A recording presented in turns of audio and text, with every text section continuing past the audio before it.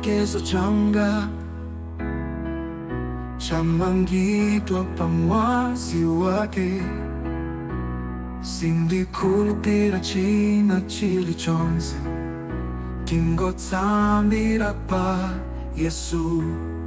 Ndaimanjira pa Yesu Kristu, ndiye chintajwa cholimba.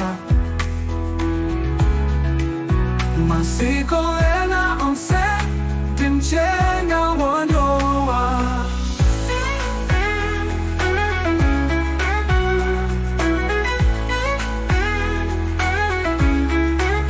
Kope yake ikamabisika, ndipo mamu chisomo chake namondwe dimpepo zonse, nangula wanga umakalabe wolimba. Ndaimanjira Yesu Kristu, ndiye chintajwe cholimba.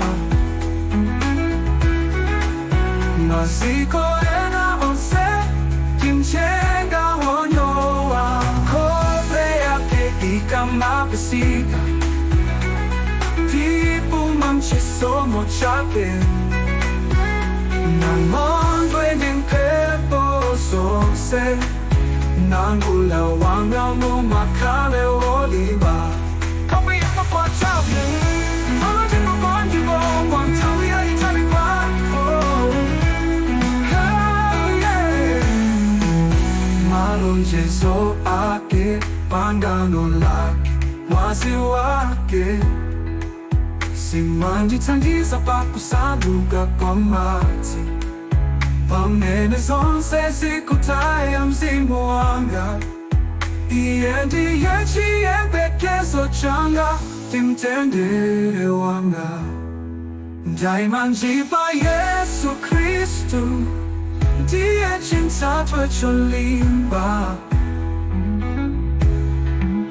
Masiko ena onse timchenga wanyowa.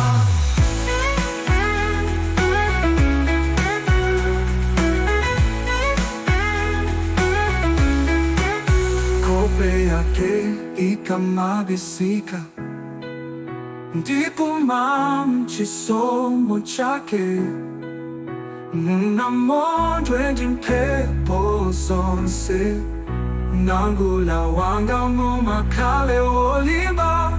Kumasulira kwa nyimbo kwa ntawi ya itali, kwa kumasulira kwa nyimbo kwa ntawi ya itali, kwa kuhotika kwa nyimbo ntawi ya itali kwako.